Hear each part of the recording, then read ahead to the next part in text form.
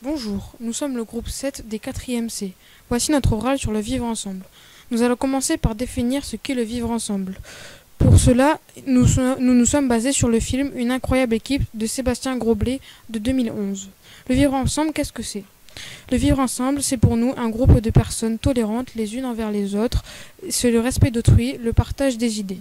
Le vivre ensemble est contrairement aux notions de discrimination comme le racisme, le sexisme, le harcèlement et l'exclusion, que nous allons présenter grâce à des exemples du film.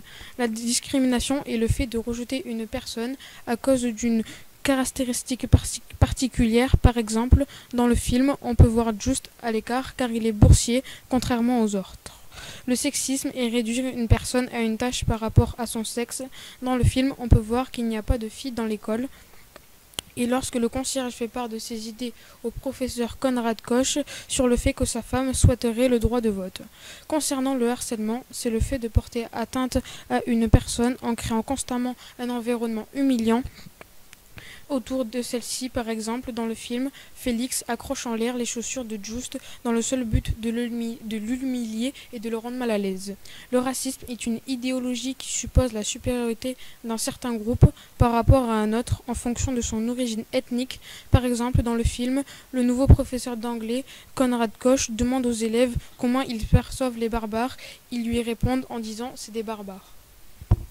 Nous allons vous résumer le film Une incroyable équipe de Sébastien Grobler en 2011. Le film s'inspire de faits réels.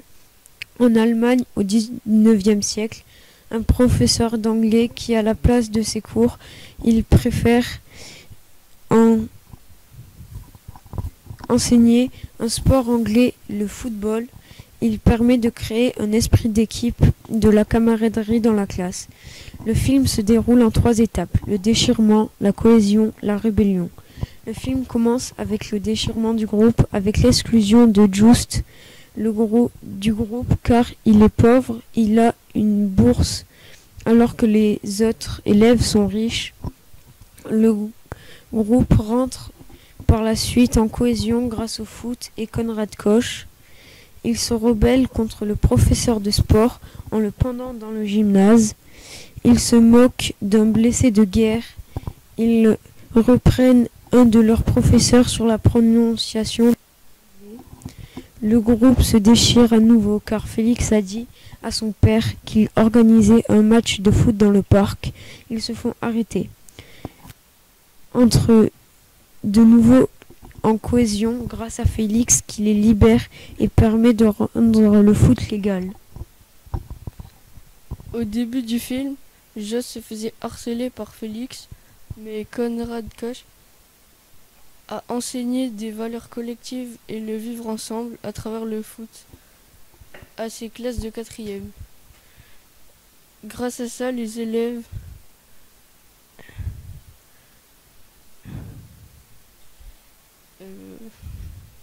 Just s'est fait intégrer dans le groupe.